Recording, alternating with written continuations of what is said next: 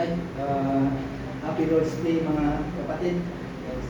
Pagbati mula sa ating Panginoon Kristo sa umaga po nito.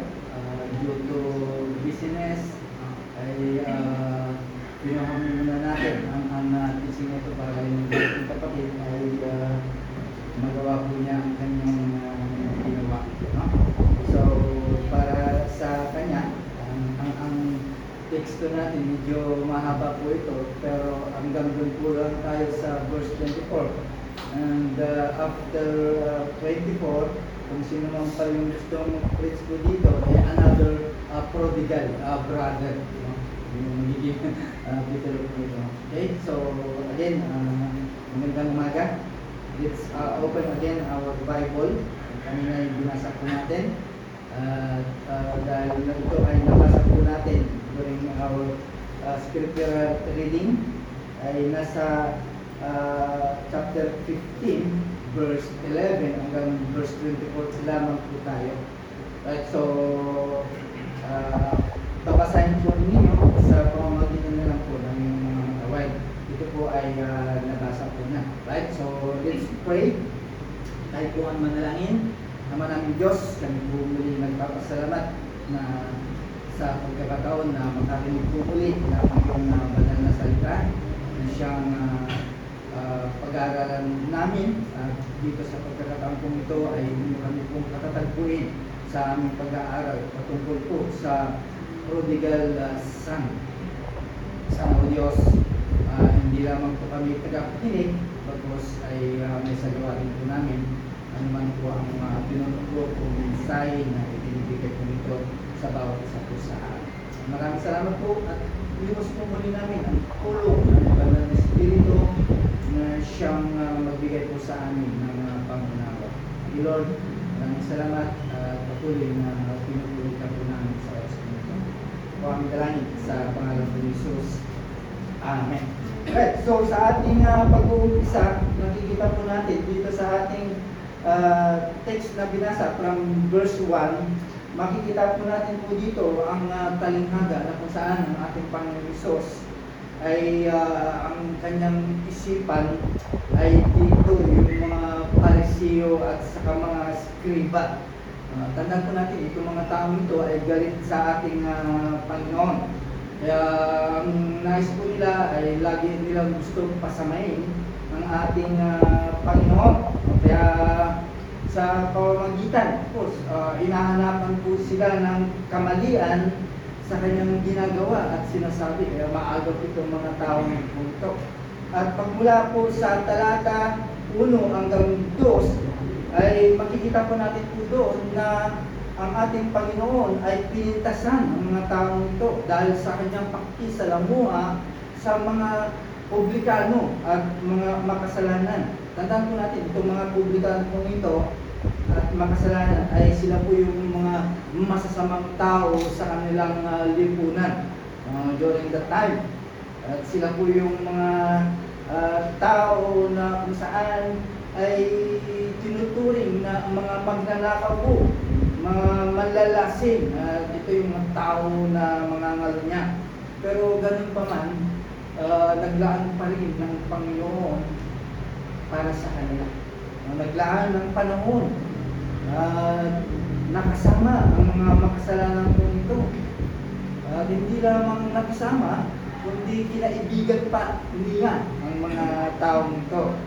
Kaya nung mapansin ng mga Parisiyo at saka mga Skriba, ay kanilang sinasabi, no, dito sa verse, na kung saan sabi po nila kung totoo ang inaangkin ng taong ito, kung sino siya, ay dapat makikita niya kung sino ang mga taong ito. Ito ba ito yung mga tao na masasama?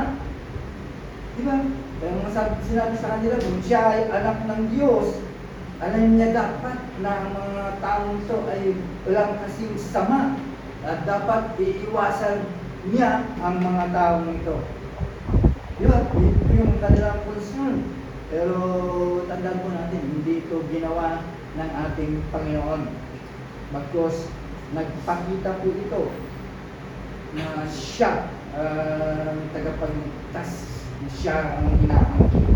Kaya ang mga taong ito ay mali ang kanilang paratang. That's why nagsabi po siya ng talinghaga. Ang talinghaga nito ay magtuturo sa kanila kung ano ang gagawin ng ating Panginoon. Na dapat makita nila na ang ating Panginoon, kaya siya naparito upang iligtas ang mga makasalanan.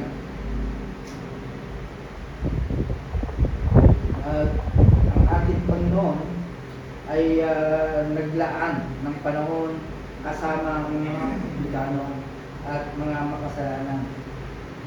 At ipapatunay lamang na siya ang Visayas. Tandaan ko natin mga kapatid, ang talinghaga ito ay hindi lamang para sa kanila, kundi ito ay para sa ating pakinabang dahil itinuturo sa atin kung ano ang gawain ng ating Panginoon na iligtas ang mga manang makasalanan tulad mo, tulad ko, at tulad nila. Tandaan po natin mga kapatid, dito makikita po natin na kung saan kaano kahanda ang Diyos na tanggapin at patawarin sino man sa atin. Meron tayong tatlong pag-aaralan sa talinghagang po ito. Una ay ang kasalanan ng paglayo. Pangalawa ay napagtanto, nakita niya, nalaman po niya ang kanyang kasalanan. Pangatlo, yung masaya, yung masayang pagtanggap sa kanya. Una, mga kapatid, ang kasalanan ng paglayo. Tandaan po natin, ipinapabatid ni Jesus dito sa talatang 11 kung saan sino ang lalaking ito, sino ang kanyang mga anak. Alam naman po natin, no? Ang Diyos, yung lalaki po ito, i-convert sa spiritual. No? Kung sino yung dalawang anak, of course, ito yung mga makasalanan at tayo po yun. So, ibig sabihin, kumakatawan sa Diyos ang lalaking po ito, siya ang ama, siya nagpapatawad sa kanyang mga anak na matitigas ang mga ulo. No? Ang dalawang anak na ito ay kumakatawan sa mga tao na napapabilang sa iglesia. Right? Ang dalawang anak, of course, mga hundi po ito dahil kwento po ito ng panahon po nila, no? Mga hundi po ito. Of course, sila ay merong nag-isang ama. During the time, mga anak ay talagang tinuturuan po sila. Sila ay kapwa pinalaki sa pamamaraan ng Diyos. Okay? Sa paglabas, sila ay kapwa kabilang sa iglesia. Ang mga anak na ito ay kumakatawan sa mga tao ayon sa mga sumusunod. Sila mga kabilang sa Kristiyanong iglesia. Right? Sila yung mga tao na naturuan ng salita ng Diyos. Even in catechism, of course, yung mga bata, tinuturuan pa lang ng catechism, maaaring sila ay lumaki sa ganong pagkakataon. At sa pamamagitan ng mga pangangaral, mga sermon, lahat ng mga klase ng pangangaral ay maaaring natutunan ang mga batang ito. Sila yung mga tao na sa loob ng simbahan na nagsasabi sila ay sumasampalataya sa Diyos at kay Kristo. Madaling salita, sila ay mga Kristiyano. Ako ay isang Kristiyano. No? Ibig sabihin, ang mga anak na ito ay kumakatawan sa iyo, sa akin, at sa ating lahat na mananampalataya. Now, tingnan po natin, i-explore yung nangyari. Mas maganda i-explore po natin because alam po natin na ang kalinghagang po ito ay sometimes some of theologian, ang character, yung character na binanggit ko dito ay mga unbeliever. Kaya siya naging Christian during that time kasi yun yung time na ibinigay daw yung sing-sing sa kanya na ibig sabihin yung time pa lang na natanggap po niya ang eternal life. Ganun po yung mga interpretasyon po nila, no? And yung isang kapatid ay isang prodigal brother naman. Yan po yung naririnig natin. Pero dito sa kwento ay ating titingnan. Right? So, dito ay nagpasya yung isang anak na siya ay aalis. Ibig sabihin, hindi sapat na siya ay nabubuhay sa kanila na parang kontento na po siya. Although sufficiente po sila sa lahat ng mga pangangailangan, pero itong anak ko ito ay naghanap pa rin. Kaya tinawag siyang alibuga because lapastangan ang anak na ito. No? Masyadong weird ang anak na ito. Yeah? Yun po yung interpretasyon. No? So it means ang lalaki pong ito ay maaaring naiinip dahil nasa bahay lamang po siya. Okay? So it means nagkaroon po siya ng desire na sumama at magkaroon ng desire sa sanlibutan. Okay? Nais niyang iwanan ang kanilang tahanan. Gusto niyang lumayo. Ayaw niya na ang pangangasiwa ng kanyang mga magulang. Na ibig lang sabihin, nais ng anak na ito gawin kung ano ang nais po niya sa sanlibutan. Kaya nga sinabi niya sa kanyang ama, ay ibigay mo na sa akin ang bahagi ng iyong ari-arian. Sa kanila, masama po ito dahil imagine, buhay pa lang yung magulang mo, kinukuha mo na yung mana. Even sa ating kapanahonan, di ba? Isa pong kalapastangan po yun. So, ibig sabihin, yung mana ay gusto niyang kunin at sa ganung pagkakataon ay gusto niyang makuha kaagad. Diba? At dito sa verse 13, pagkatapos niyang nakuha, ay umalis. Siya ay nagpakalayo-layo. Malayo mula sa tahanan, malayo mula sa pamilya, malayo mula sa kanyang ama. Malayo sa lahat. Malayo na rin sa simbahan na kanyang pinabibilangan. Okay? Ibig sabihin, para sa kanya, ang lumayo ay nangangahulugan, siya ay lumayo mula sa iglesia, lumayo mula sa Diyos, at lumayo mula kay Kristo. Ang nais niya ay lumayo tungo sa sanlibutan upang mamuhay kasama ang mga masasama. Ito yung gusto ng taong ito. Gusto niyang mamuhay ng paraan na sa kanyang pamamaraan, sa isang buhay na makamundong kasiyahan at kalayawan. Ibig sabihin, itong anak na ito ay napakaangal. Isa po siyang hangal. Dahil sinayang niya ang lahat ng mga ibinigay sa kanya ng kanyang ama. Hindi niya iningatan ang kanyang mana at matalino na ito ginamit. Wala po siyang pangundangan. Okay? Imbis na ayusin po niya, pagsumikapan niya, ingatan po niya, hindi. Ginastos niya ang lahat ng sarili sa maaksayang pamumuhay.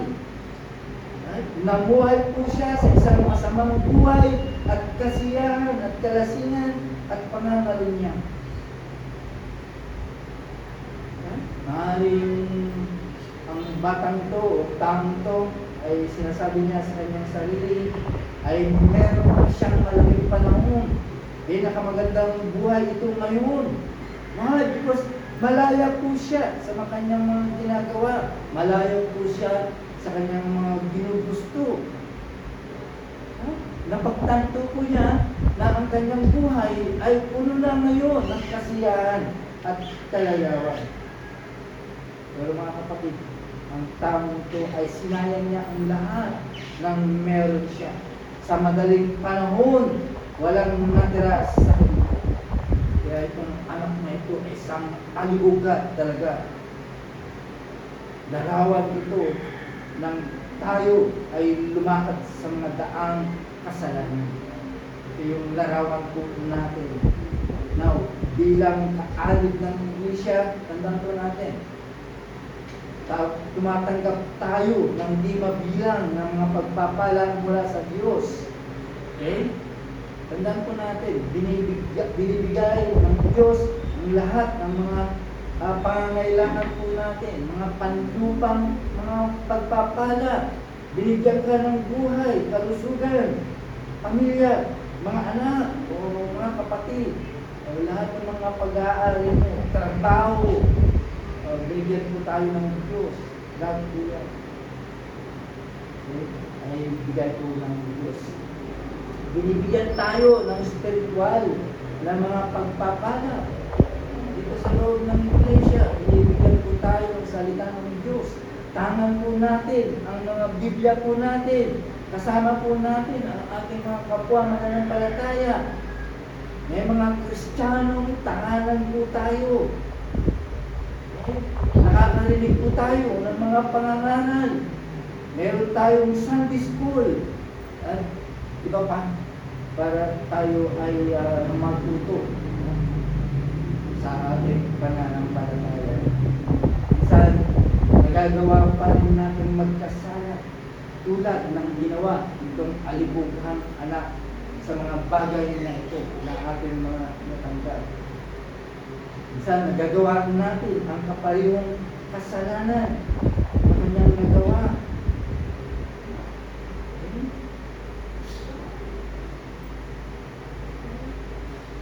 Nagawa din natin ang kasalanan. Ito ang ating pababayaan. Magagawa din natin po ito, mga kapatid. Katulad ng ginawa ng alibughang anak. Kung pababayaan po natin ang mga pagpapala, mga spiritual na pagpapala na ibigay sa atin ng Diyos. Okay? Ito ay pababayaan po natin mga bagay na binigay ng Diyos at ihiwalay natin sa ating mga sarili o mula sa Iglesia. Kung ihiwalay po natin ang ating mga sarili sa Iglesia nito, ay magagawa din natin ang ginawa ng alibughang anak natin. Okay? Magagawa po natin ang mga kasalanan po ito kung iiwanan po natin ang salita ng Diyos at namumuhay sa isang makahulong buhay.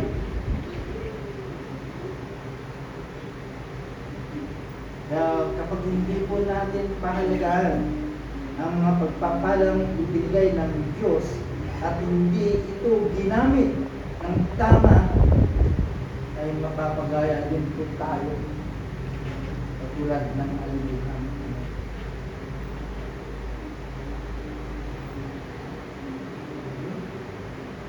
Kaya paalala po sa atin bilang mga mananampalataya, gagawa natin ang lahat ito kung hindi po natin iingatan ang mga bagay natin. Kakasala po tayo sa mga kinalaman sa mga spiritual na pagpapala na ibigay ng Diyos. Magagawa din natin po mga kasalanan nito sa pamamagitan ng hindi pagpapasalamat sa mga ito. Magagawa din natin ito dahil maaaring hindi ka nagpapasalamat sa mga naririnig natin, mga aral patungkol sa Biblia. Dapat ipagpasalamat po natin yung mga pangangaral na mga naririnig po natin. Pagpasalamat po natin dahil binayaan po tayo ng pananampalataya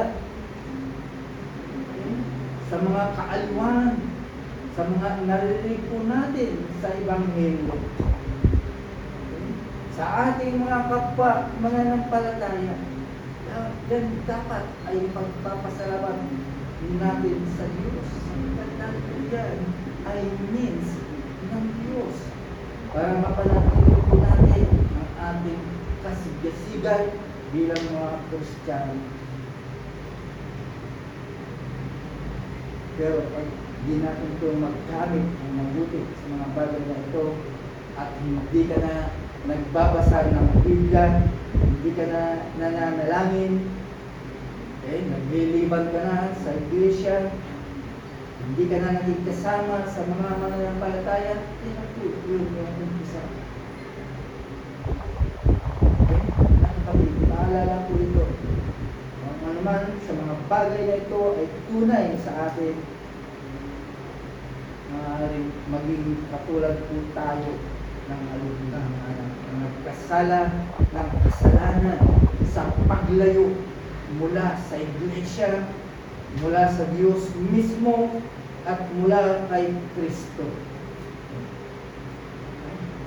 Kasalanan, no? Ang ituring kapag lumayo po tayo sa itong mga pagpapala na ibigay ng Diyos para sa atin, para mapanatili po natin ang ating init, pananampalataya. Kung ito ay tatalikuran po natin, maaring magandang po tayo katulad ng kalimutan anak. Now, sa pangalawa nating punto, na kita at napagtanto ng alibughang anak ang kanyang kasalanan. Dahil sa kanyang makamundong pamumuhay, ang alibughang anak sa madaling panahon ay naubos yung kanyang minana, no? Naubos yung kanyang dala-dala. Imagine kung gaano kadati po yun. At pagkatapos nun ay naging mas masama ang kahinatnan. Dahil sa, tandaan po natin, no? Dahil wala na po siya, dumating yung panahon ng taggutom sa lugar po yun. At umabot po ito ng maraming buwan o maaring ilang taon. Imagine, nagsumabay. Wala din ulan during that time. Kaya ang naging resulta ay naging kukunti na lang ang pagkain. At the same time, naubos niya rin yung kanyang baon. Wala na siyang mabilihan po doon. So it means, halos wala nang makain ang nalibughang anak hanggang siya ay dumating, siya ay nagutom. At pwede na rin siyang mamatay during that time. Dahil dito sa ating binasa naman ay hindi naman binanggit po dito sa talinghaga na ang taggutom na yon ay gawa ng Diyos. Diba? Wala namang binanggit po doon. Pero alam natin, as we study the providence ng Diyos, alam natin ay kanyang pamamaraan po yun. Right? Now, tignan po natin yung Ama as kumakatawan na kumakatawan sa Diyos. Tandaan po natin, ang Diyos ay ang Ama ng kalangitan na siyang masiwa sa lahat ng mga bagay sa sanlibutan ito. Okay? Ibig lang sabihin, yung time na taggutom po, siyang nagpadala po noon. Siyang nag-iisa na siyang nagpadala ng mga taggutom. Right? Ginawa niya ito. Bakit lang ginawa po ito? Mga kapatid, ito yung kanyang pamamaraan. Alam niya na ang taong ito ay darating na siya ay magugutom. Bakit na ginawa po ito? Because alam niya na mahal niya ang taong ito. Mahal niya ang nawawalang anak. Kaya pinadala po niya yung taggutom bilang daan upang mapagtanto ng kanyang alibughang anak ang kanyang kasalanan. Pinadala ng Diyos po ito para makita ng alibughang anak ang kanyang kasalanan at pagsisihan at babalik muli sa kanya. Pero hindi, nanatiling hangal pa rin ang taong ito. Hindi pa rin niya ipinapahayag ang kanyang mga kasalanan. Sa halip, sinusubukan pa rin niya makaligtas sa kanyang sarili. Di ba? Gumawa po siya ng paraan. Kaya naghanap po siya ng trabaho. Naghanap po siya ng trabaho. Gumawa siya ng paraan. Kaya nakakita po siya ng tagapag-alaga ng baboy. Ayon po sa talata 15 sa 16. Tandaan po natin, ito na yung pinakamababang trabaho na magkaroon ang isang Hudyo. Dahil ang mga baboy ay isang maruruming hayop para sa kanila. Hindi lamang po yun, mga kapatid. Dahil sa ay nagutom, course, kinain niya na rin pagkain ng baboy. Imagine yung shame because of sin na kanyang ginawa. Okay? Of course, ito na lang yung tamang paraan para manatili siyang buhay. So it means, kung titignan po natin, ganito kababa ang matatamo ng tao o ng isang mananampalataya kapag siya ay lumayo sa Diyos. Nabubuhay po siya sa kasalanan.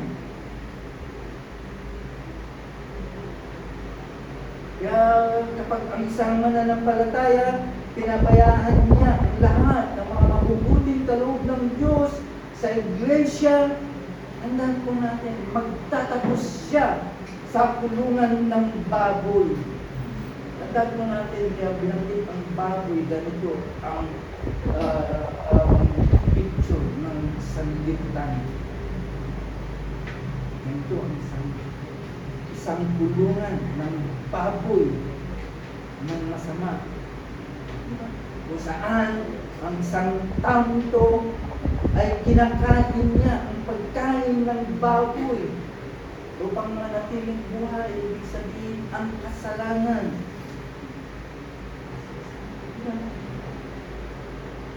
Yan ang turing sa isang tao na nasadlak sa kasalanan. Pero tandaan po natin, mga kapatid, merong babala po dito. Merong makapangyarihan babala dito.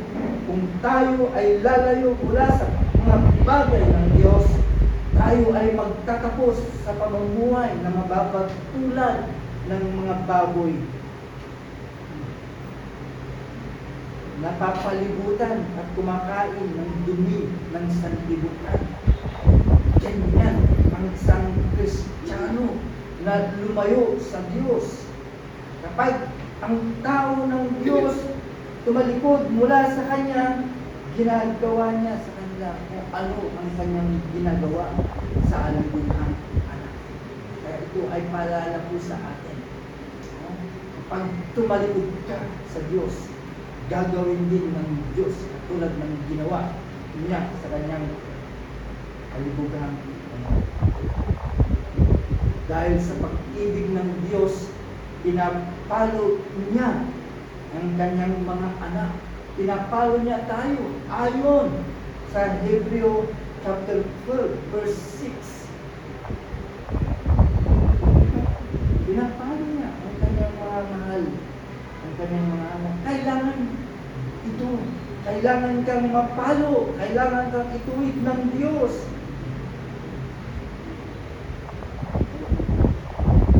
Dahil madalas tayong gumala tulad ng alibughang anak.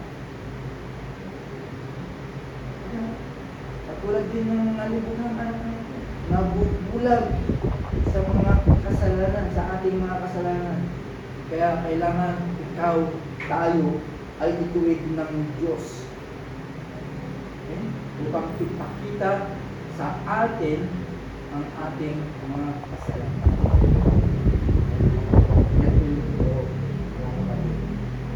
Ginagawa ito ng Diyos.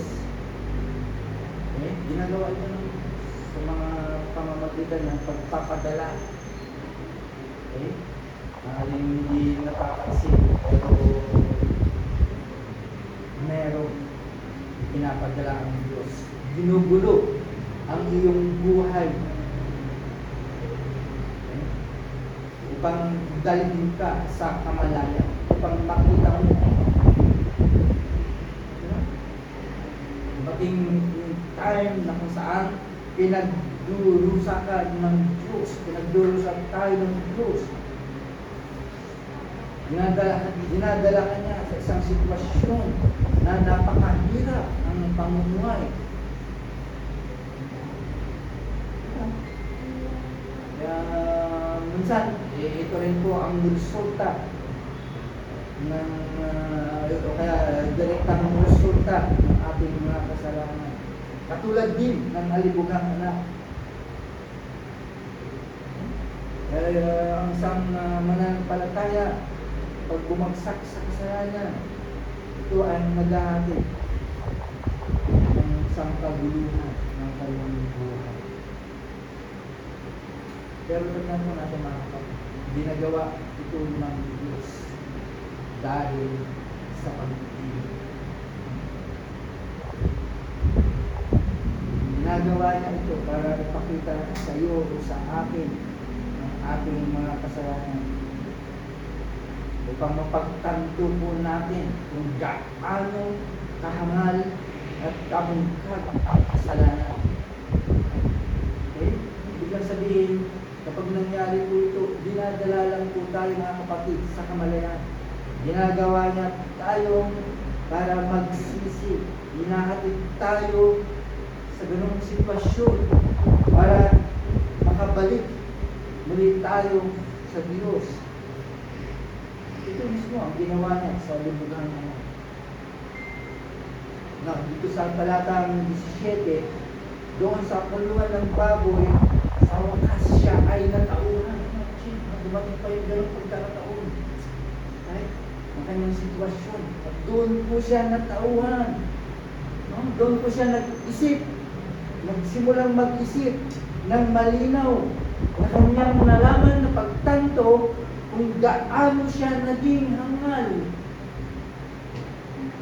Imagine, iniwanan niya ang kanyang pamilya, ang iglesia, ang Diyos, si Kristo, at ang kanyang kapwa na nananampalataya. Pero sa pagkakataon po nito, ay nagkaroon po siya ng kapasyahan sa mga tuwid na pagtanto niya. Siya ay bumalik sa kanyang Panginoon. Pero tandaan ko natin mga kapatid, dito natin makikita yung pagiging soberano ng Diyos. Sa kanyang pagbabalik sa kanilang tahanan, ay hindi basta-basta pwedeng bumalik. Dadaan pa rin sa tamang pamamaraan. Right? Ano ang pamamaraan? Sa pamamaraan ng pagpapakumbaba. Anong pamamaraan? Una, sa talatang 18, makikita po natin po doon yung pag-amin ng kanyang kasalanan. Okay? Hindi na siya nagdahilan. Okay? Basta inamin niya ang kanyang kasalanan, wala nang dahilan. Wala na siya katwiran. Hindi na siya nagsabi na, bata pa naman ako, hindi ko pa nalalaman kung anong mabuti at masama. Wala lang po siyang tawag dito, alibay. Basta ang ginawa po niya ay inamin po niya ang kanyang kasalanan at siya ay nagsisi. Kanyang ipinahayag na siya ay nagkamali. Ipinahayag po niya na siya ay nagkasala.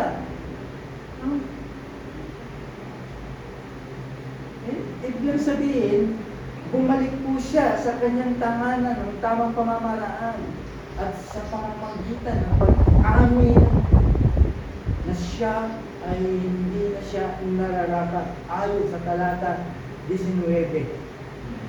Okay? Nalalaman niya na hindi na siya karapat-dapat maging anak, hindi maging pahanglingkod lamang. Wala na siyang magagawa kundi umayon o ibig sabihin maging alipin na lamang po siya. Ito na lang kanyang magagawa. Okay? Sa kanyang pagbabalik. Alam po natin mga kapatid, isang nagkasala ay ibinababa ng Diyos. Okay? Ibinababa ang Diyos ang kanyang makasalanan anak. At ito ay gagawin din ng Diyos sa atin. Gumagawa ang Diyos ng paraan para dumating po tayo sa kamalayan upang magbalik ulit tayo sa Kanya. Ginagawa niya ang mga paraan po ito. Ito ang kanyang pamamanaan para may pahayag natin ang ating mga kasalanan. At pag sinabi ng kanyang anak, sabi ko niya, Ama, nagkasala ako laban sa langit at laban sa iyo. Okay? Ibig sabihin, inamin niya na hindi siya karapat-dapat. At ang sabi ko niya, gawin mo na lamang ako sa mundo at sapat mo.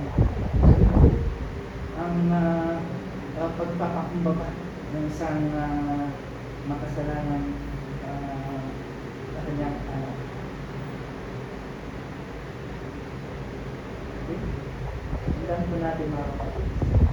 Sabi ko na awit chapter 84 verse 10, ito rin yung ginawa ni David. No? Aking minagaling na maging taga-tanod pinto sa bahay ng aking Diyos kaysa tumahan sa mga tolda ng kasalanan. Alam po natin, isa po itong pagpapala ng biyayang pagliligtas ng Diyos kapag kanyang ibinababa ang kanyang anak sa ganitong mga marami, kahit kapag kanyang ginagamit ang mga mabuting kahirapan upang mayapit sa atin ang ating kamalayan at ibababa tayo. Ganyan ang mangyayari. Ibinababa ang Diyos ang kanyang mga anak para dumating sa kamalayan. Sa pangatlong punto, alam naman po natin, ito na yung pinaka-climax, no? Yung masayang pagtanggap. Okay? Ano ang naging dahilan kung bakit ang anak ay nagbalik? Ano kaya ang kadahilanan? Bakit nakabalik ang anak ko ito? Kalimitan kapag nagkasalang Kristiyano, mas lalayo pa siya, di ba? Lalo pa siyang nagpapakasama, lalo pa siyang nagpapakalayo. Pero dito, hindi. Dahil merong dahilan. At ito rin ang dahilan kung bakit tayo ay nakakabalik sa Diyos. Maring tayo ay nagtataka kung bakit ang tao ito ay nangangas na magbalik, no? Matapos ang lahat ng kanyang nagawang mga kasalanan. Diba? Minsan, ipinagtataka mo rin sa iyong sarili kung bakit ka nakabalik. Diba? Sa dami ng ating mga ginawa. Minsan, nung naisip mo sa iyong sarili, bakit ako nangangas na makabalik sa Diyos? Bakit ang lakas ng loob ng taong ito na makabalik? Pero ito ang kanyang nakita, mga kapatid. Ito yung kadahilanan kung bakit nakabalik ito siya. Yung pag-ibig ng Diyos. Dito sa ating talinghaga, ipinapakita dito ang pag-ibig ng Diyos. Tandaan po natin, itong amang ito, araw-araw, no? Na sinisilip niya sa kanyang bintana o kaya sa kanilang pintuan kung kailan darating at babalik ang kanyang anak. Naghihintay po siya sa pagbabalik ng taong ito. Kaya nung makita niya na parating na ang taong ito,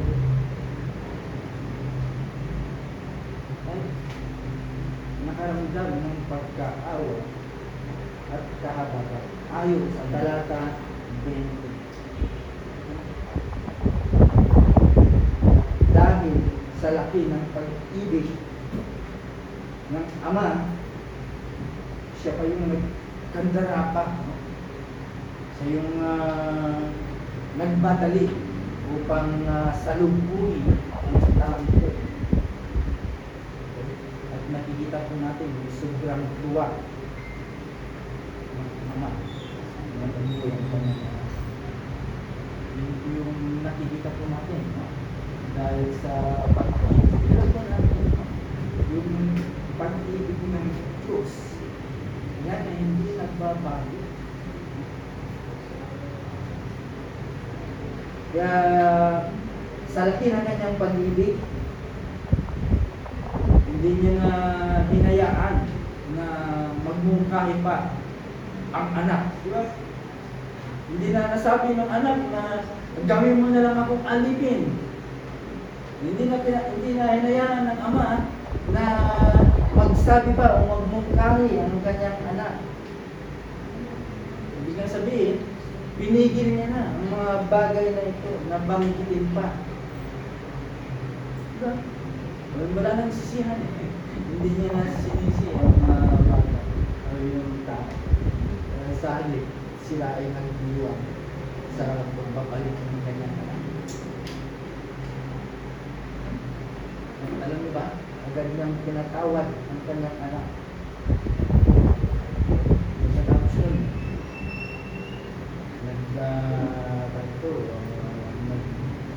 nagsaya po sila. Gumawa po sila ng isang malaking fiesta. Makikita po natin dito mga kapatid, ito isang dakilang pag-ibig. Sa kabila ng lahat ng mga kasalanan ng anak, malugod siyang tinanggap muli ng kanyang anak at tinatawad siya at pinagdiwang ang kanyang pagbabago. Alam ng taong ito, alam ng anak ang pag-ibig na ito. Ito yung nagbigay sa kanya ng tapang, okay, na makabalik sa kanyang tahanan. Ito yung dahilan mga kapatid. Kaya matapang po tayo nakakabalik. The moment na tayo po ay tumalikod o nagkasala sa ating Diyos, alam natin na ang pag-ibig yun ay hindi magbabago. Ito ang nagbibigay din sa atin ng matibay na paniniwala. Kaya naipapahayag po natin ang ating pagsisisi ng ating mga kasalanan. Hanggang po natin. Pag-ibig ng Diyos, ito yung pag-ibig na hindi nagbabago. Kaya naman, hindi natin ito mapipigil. Hindi mo ito mapipigil ang pagmamahal niya sa iyo. Okay? Ito yung pag-ibig na makapangyarihang pag-ibig. Ito yung pag-ibig na walang anumang makapag-aalis sa atin mula sa kanyang pag-ibig. Kahit pa ang ating mga kasalanan, hindi maalis ang pag-ibig ng Diyos. Tando natin, ang pag-ibig ng Diyos ay isang mapagpatawad na pag-ibig. Okay? Ibig sabihin, siya ay laging nakahanda na patawarin at tanggapin tayo. Alam natin ang pag-ibig na ito dahil napag-atalan na po natin ito sa isang katangian ng Diyos.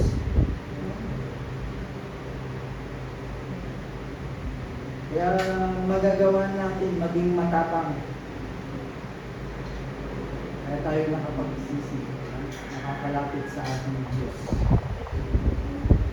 Hindi po natin dapat matakot. No? Hindi kailangan matakot sa Diyos. Okay? Kaya ito yung nagiging problema. Ito kapag ang mga Kristiyano ay ayaw bumalik dahil mahal sila ay natatakot. Pero tanda po natin mga kapatid, siya ay nakahanda na tumanggap at tanggapin tayo at patawarin po tayo. Bakit nakahanda ang Diyos? No? Sa larawan ng paghihintay ng Ama sa kanyang anak, maaaring nakabukas ang kanyang palad. Bakit nakahanda ang Diyos? Tandaan po natin, yung kahandaan ng Diyos ay nakabatay sa sakripisyo na kamatayan sa Kristo sa krus. Doon nakabatay.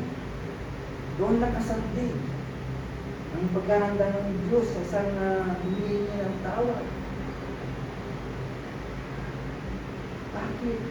Dahil lahat ng ating mga kasalanan ay nawasak na ang lahat ng ito sa pamamagitan ng pagdurusa ni Kristo sa kaparusahan ng impyerno.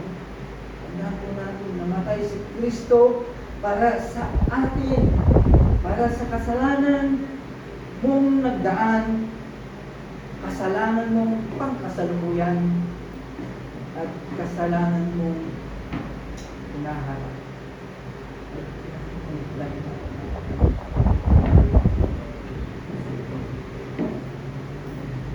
Sana sa mensahe ko ito, palakasin na sana natin nawa ang ating pananampalataya. Panglan pa tayong magtiwala kay Kristo. Para at least hindi ka na mag-atubili na ipahayag ang iyong kasalanan at hanapin ang kapatawaran. Tandaan ko na ang Diyos ay pagbiyayang magpapatawad. Kaya ang tanong, nasaan ka na ngayon? Sa umagang ito. Baka ikaw ang iyong nawawala. Kailangan mo bang bumalik? Ang gagawin mo ngayon, yung pagkakataon para gawin mo yun.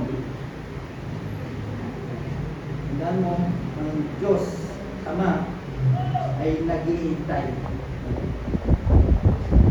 para ikaw ay tanggapin, linisin, balutin ng kapuluran at muling magalak. Ngayon, kung hindi ka pa ligtas, wala ka pang kaugnayan kay Kristo, dito na rin yung pagkakataon. Ang Diyos ay nakabukas ang kanyang mga kamay upang